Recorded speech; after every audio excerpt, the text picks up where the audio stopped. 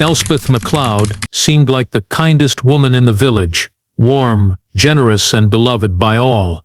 But beneath her gentle smile hid a dark secret so twisted it turned a peaceful candle shop into a chamber of horrors, leaving a trail of vanished tourists and shattered lives in its wake. Nestled on the edge of a quiet village just outside Dundee, Heather Glow Candles was more than just a shop. It was a local treasure. The building itself was a quaint ivy-covered cottage with a stone chimney and smoke that always smelled like pine, lavender, or something you couldn't quite name but wanted to keep breathing in. Tourists stumbled upon it by chance, often while driving the scenic route through the Angus countryside. Locals, though, knew exactly where it was. For over 2 decades, it had been the kind of place people visited when they needed a thoughtful gift, a calming scent, or a conversation with the friendly woman behind the counter.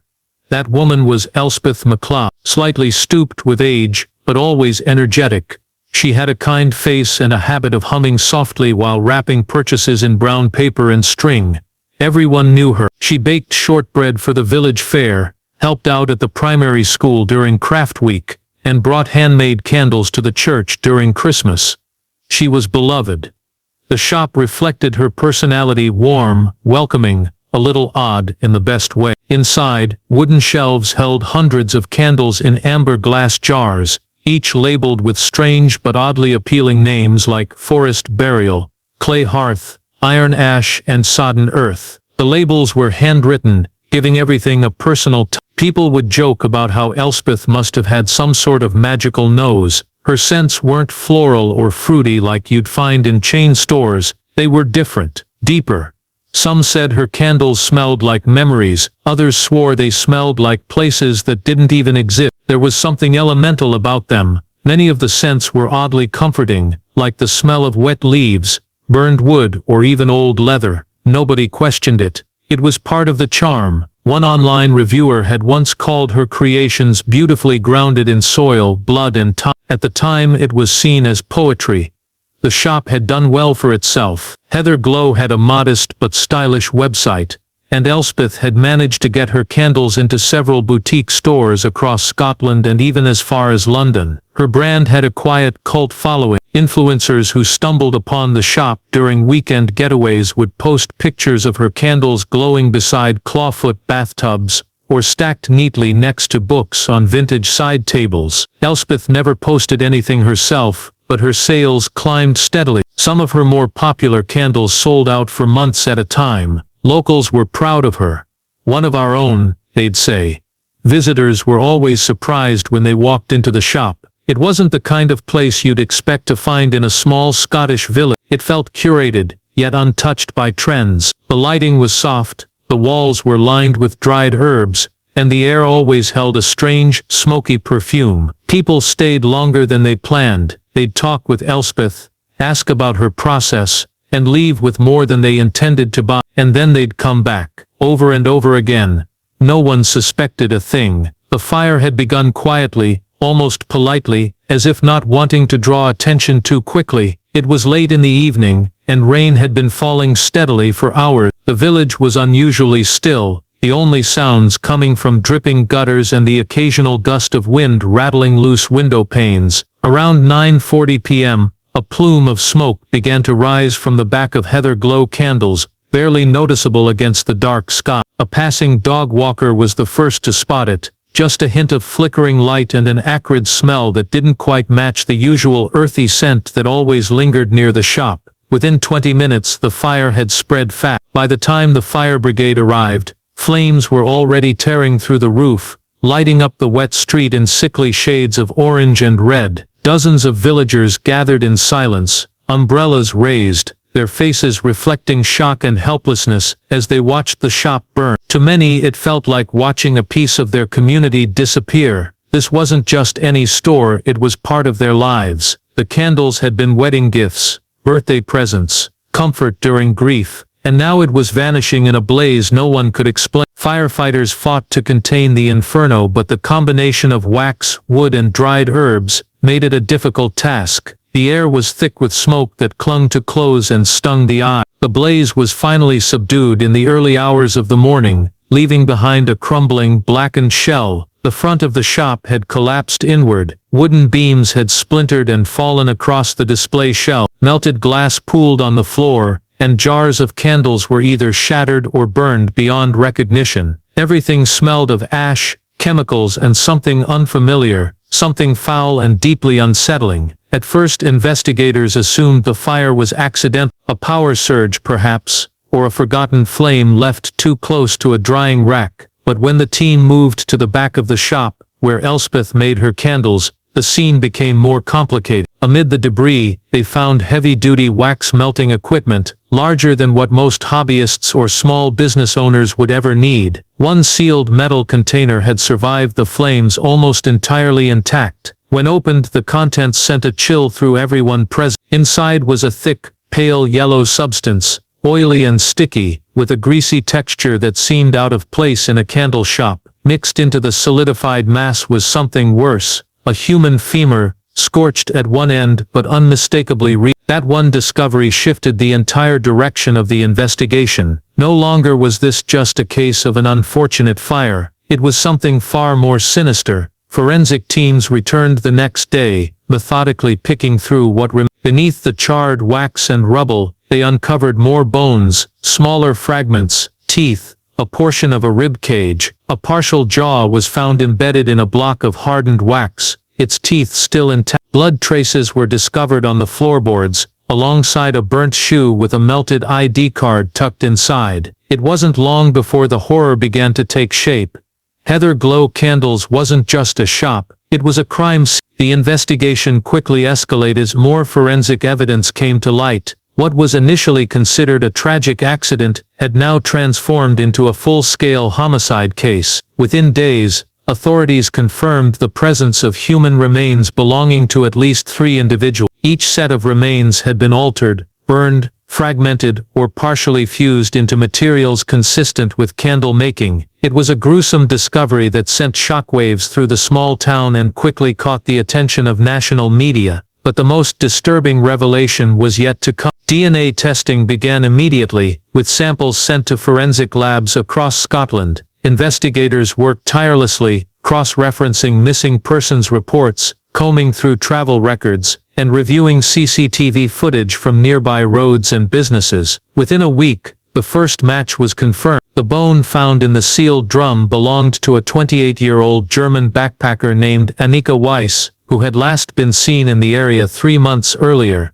Her family had reported her missing when she failed to check in from her planned hiking route through the highlands. She had posted photos of her visit to Heather Glow Candles just days before she vanished. The second victim was identified a few days later, Robert Keane, a 34-year-old American tourist on a solo cycling trip through Scotland. He too had stopped in the village, and photos from his phone showed him smiling outside the candle shop, holding a small shopping bag. He had been missing for over 5 months. The third victim's identity came as another blow. Lydia Chen, a 41-year-old software engineer from Bristol, had taken a week off for a quiet rural retreat. She was last seen withdrawing cash in Dundee, and had told a friend she planned to visit a famous little candle place she'd read about online. Her DNA matched the jawbone found embedded in hardened wax near the remains of the back wall. The link between the victims was chillingly clear. All were strangers to the town, all had been passing through, all had visited Heather Glow Candles, and all had vanished shortly after. Police now had to confront a horrifying possibility.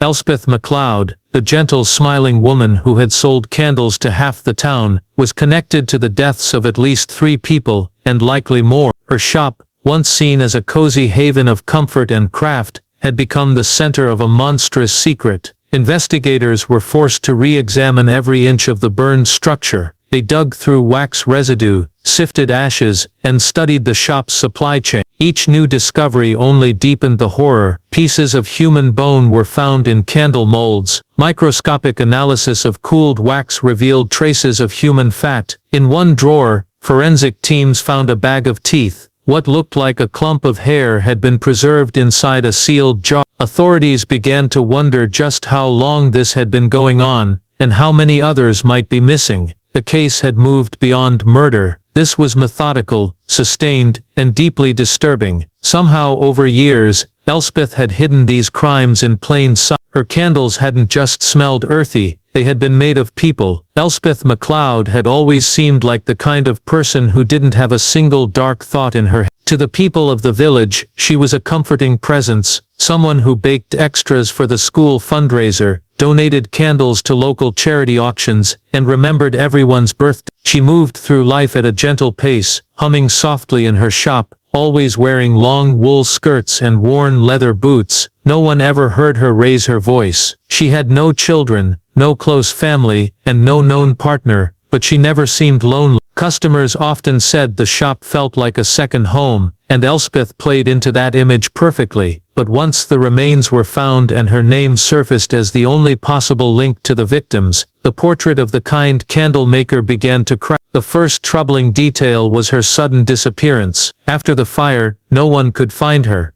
Her home, located directly behind the shop, was unlocked. Her phone sat charging on the kitchen counter. A kettle, half filled with water, rested cold on the stove. Her coat hung by the door, and her bank cards were untouched. It looked like she had simply vanished in the middle of her evening routine. Authorities feared she may have fled or worse, planned to disappear long before the fire began. When police entered her home and began a thorough search, the image of Elspeth as a harmless artisan completely collapsed. Inside a spare bedroom, they found dozens of handwritten journals. Some were decades old. Each one was filled with detailed candle recipes, but they weren't like typical craft notes. Instead, the entries included alarming language. Mature yield better after 2 weeks refrigerated. Bone grit gives better ash pattern. Fat burns slower, use sparingly for long burn design. The pages weren't only recipes, they were records. Each entry was labeled with initials, dates and odd remarks, like nervous disposition, spoke German, and difficult to bleed. Investigators realized these weren't ingredients, they were people. Police also discovered an entire drawer filled with passports, IDs, and small personal items. Most belonged to tourists, who had been reported missing in different parts of the UK over the past 5 years. Some had been written off as runaways, others as hiking accidents. But Elspeth had been keeping trophies, storing them in neat rows like souvenirs. It was clear she hadn't just stumbled into violence, she had organized it. She had planned, tracked and documented her victims like a craftsman perfecting a trade. Despite her calm public face, Elspeth had no digital footprint. She didn't use social media, her online shop was managed by a third-party company, and she paid mostly in cash. This made it difficult to track her movements or identify potential accomplices. But there was no evidence anyone else had been involved. Everything pointed to one terrifying conclusion: Elspeth had acted alone, undetected. For years, neighbors struggled to understand how the person they had trusted, confided in, and praised could be responsible for something so gruesome. But behind the soft voice and warm smile had been a woman who treated murder like a craft, refined, repetitive, and utterly heartless. The world had known her candles, now it was starting to know the truth. As the investigation deepened, the true scale of Elspeth MacLeod's crimes began to emerge, not just in the horrifying acts themselves, but in the cold, calculated way she had turned murder into a product. Authorities were stunned to realize how methodical her operation had been. She had created a system, one that blended art, business, and brutality. Her victims weren't just killed, they were processed, broken down and repurposed into merchandise. Each candle she made was the result of a carefully refined process, one she had perfected over years. Police forensic analysts pieced together how she had done it. In the back room of Heather Glow Candles, which had escaped the worst of the fire, investigators found a reinforced table with metal restraints bolted into the leg. There were floor drains beneath it, and walls lined with sterilized cutting tools. Elspeth had built a space designed not just for crafting candles, but for rendering down human bodies. Large steel pots, used to melt wax, were caked with a thick, oily residue. Beside them were filters, presses, and jars labeled in code. Chemical analysis confirmed what investigators feared. The fatty acids present in some of the wax were human in origin. What shocked them further was the level of detail in Elspeth's note. She had kept extensive records on how each body part responded to heat, how different levels of muscle, fat, and bone affected the consistency and burn time of her candles. She had notes comparing thigh fat to belly fat,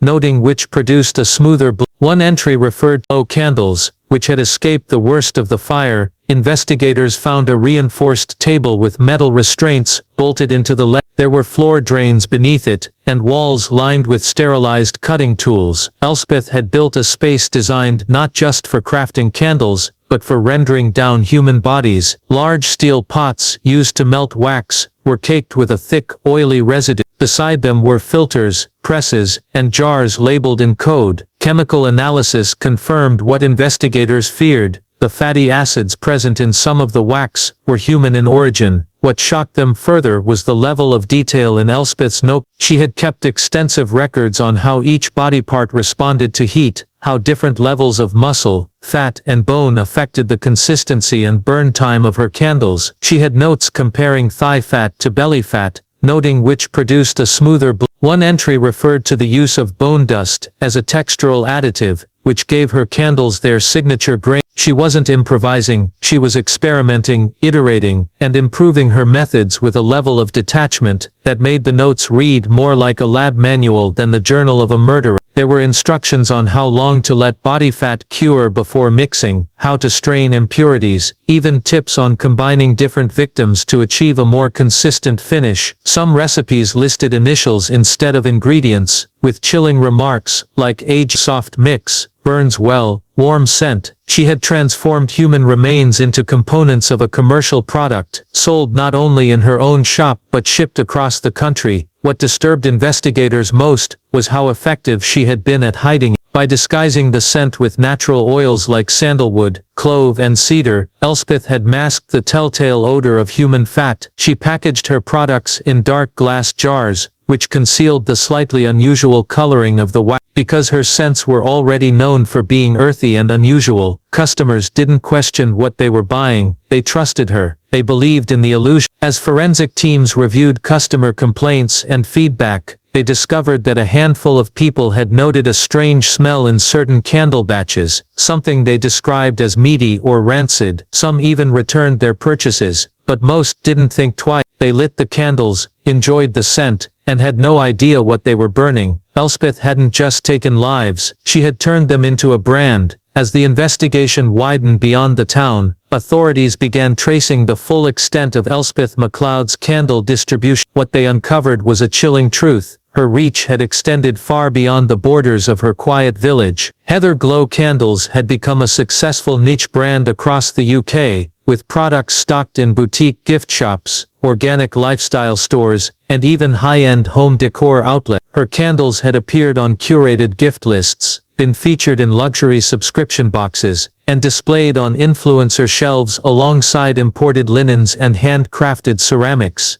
The brand's success had never drawn much attention. It was small-scale, rustic, and marketed as artisan-crafted using traditional methods. That level of intimacy, along with the quiet charm of the shop's origin, gave it authenticity, something that resonated with modern consumers. People wanted unique products. They wanted something real. Heather Glow had provided exactly that, or so they thought. Investigators found that Elspeth had used a third-party distribution company to handle shipping. The firm, based in Edinburgh, had no idea what was really in the candle. They simply received the batches, labeled and sealed, and forwarded them to clients across the country. Elspeth maintained a professional, if distant, relationship with her distributors. She rarely made personal contact, preferring to communicate through handwritten notes and prepaid orders. Nothing seemed out of place. Invoices were always paid on time, stock was consistent, and reviews were glowing, both literally and figuratively. When news of the human remains broke, shops scrambled to check their stock. Dozens of stores across the UK found themselves in possession of Heather Glow candles that were now potential pieces of forensic evidence. Police requested samples, and laboratories began the daunting task of testing wax for human biological material. Early results were shocking. Candles sold in Glasgow, Manchester, Brighton, and even central London tested positive for human fat. Some had even been gifted to celebrities and featured in interior design blogs.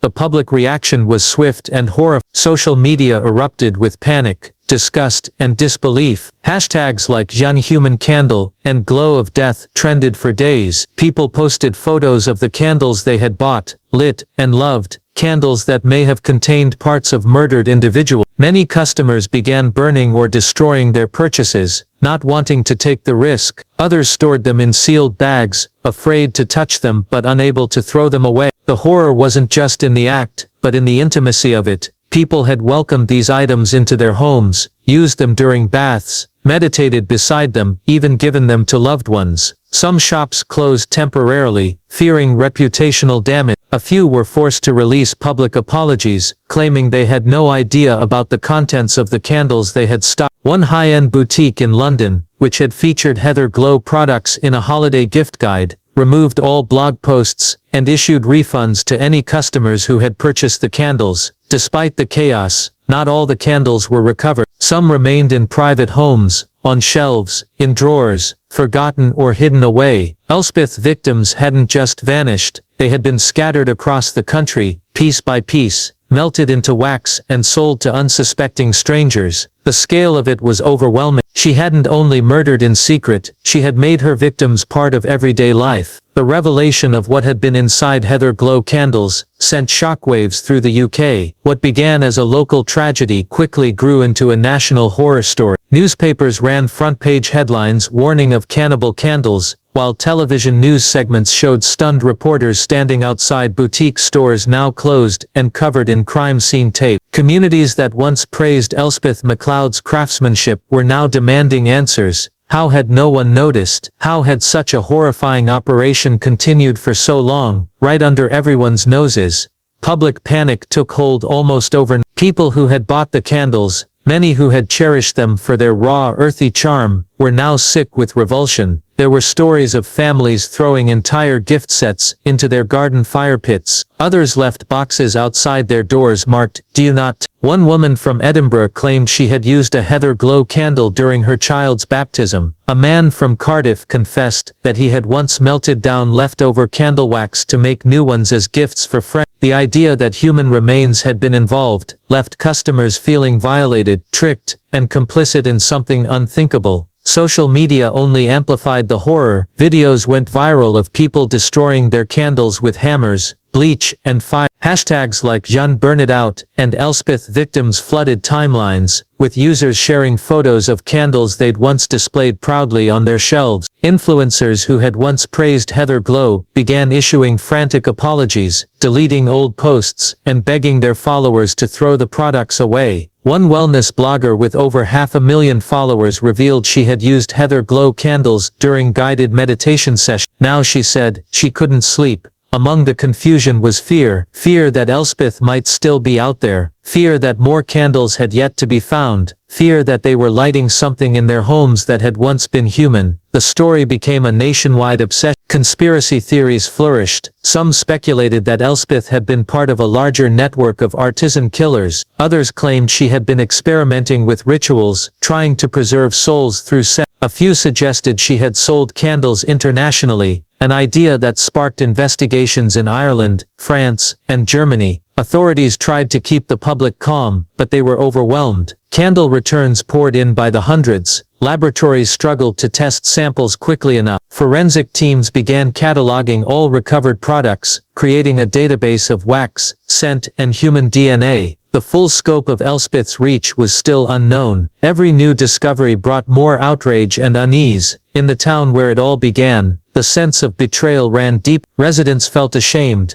as if they had harbored a monster without ever suspecting a thing. Parents who had brought their children to meet Elspeth, people who had sipped tea in her shop, were now questioning every interaction. The woman they had once trusted with their stories and their homes had been hiding the darkest secret imaginable, and no one had seen it coming. As the nationwide shock settled into grim reality, law enforcement agencies intensified their hunt for Elspeth MacLeod. Despite the mounting evidence tying her to the grisly crimes, she had vanished without a trace. For weeks, the small village outside Dundee, once peaceful and tight-knit, became a hub of police activity. Officers canvassed the surrounding countryside, checking abandoned cabins, remote trails, and even old farm buildings. But Elspeth was nowhere to be found. Theories about her whereabouts multiplied. Some believed she had fled abroad, slipping away to another country using forged documents found among her possessions. Others suspected she was hiding somewhere close, perhaps in an underground shelter or a hidden room inside her own property, waiting for the frenzy to die down. But extensive searches of her house and nearby woods yielded nothing. It was as if she had simply vanished into thin air. The media dubbed her the Ghost of Heather Glow, a title that both fascinated and horrified the public. She was now a symbol of elusive evil, ordinary on the surface, but hiding unimaginable darkness underneath. With no body and no arrest, the mystery of her disappearance only fueled speculation. Some questioned whether she had planned this all along, staging the fire and vanishing to avoid capture. Police continued to gather tips and leads. A few sightings were reported, women matching her description seen on trains, in cafes or at airports, but none were confirmed. Authorities released security footage from local stations and businesses, hoping to catch any trace of her movements before or after the fire. Each grainy image was scrutinized by experts and obsessively analyzed by amateur sleuths online. Despite this, Elspeth remained out of reach. The mystery deepened when investigators uncovered evidence suggesting she might have had accomplices. While no direct links were ever proven, some patterns hinted at a larger network, others involved in trafficking or concealing missing persons. Several missing tourists' cases across Scotland showed similarities, but none had been definitively connected to her. It was unclear whether Elspeth acted alone or if she had operated within a broader circle of criminals. Meanwhile, the community struggled to process the betrayal. The woman they had trusted was gone, leaving behind ruins, bones, and a nightmare that would haunt them forever. Memorials were held for the victims, and a small museum was set up in the local community center to honor their memory. People donated candles, not Elspeth's, but ones made by other artisans, as a way to reclaim light from darkness. The police also launched a public awareness campaign, urging travelers and locals to report any suspicious activity or missing persons immediately. It was a somber reminder of how easily trust could be exploited, and how quickly safety could be shattered. Years passed with no sign of Elspeth. The fire at Heather Glow remained one of Scotland's most chilling unsolved mysteries. Her disappearance became part of the dark legends surrounding the case. A ghost story told in whispers,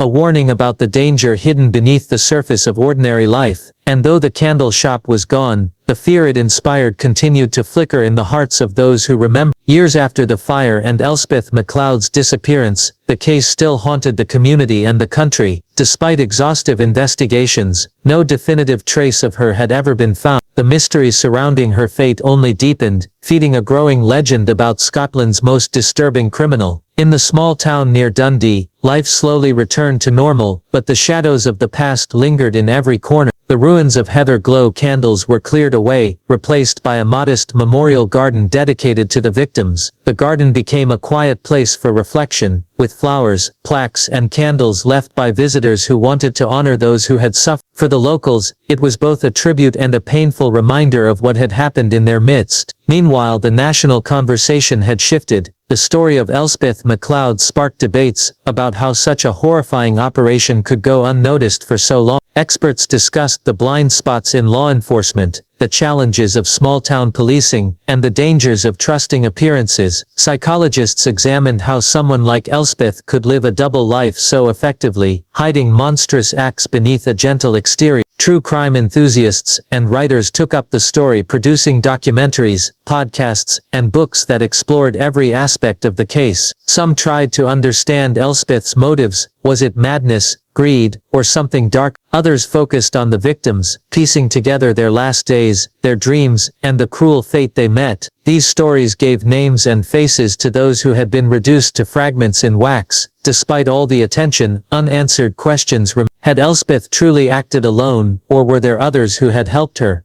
Were more victims still undiscovered, lost in candle wax, or hidden beneath the earth? And what had happened to Elspeth herself? Some believed she was dead, perhaps caught in the fire or unable to escape justice. Others feared she was still out there watching from the shadows, waiting for the right moment. The case also changed the candle industry. New regulations were introduced requiring stricter testing of wax and ingredients. Small businesses became more cautious, and customers more skeptical. Heather Glow candles became a byword for trust betrayed, a grim example of how something as simple as a candle could hide horrors beneath its surface. Locally, the village moved forward but never forgot. Community events emphasized safety and vigilance, and neighbors looked out for one another more than ever. The story of Heather Glow became a cautionary tale, one told to warn newcomers, to remind everyone that evil can wear the kindest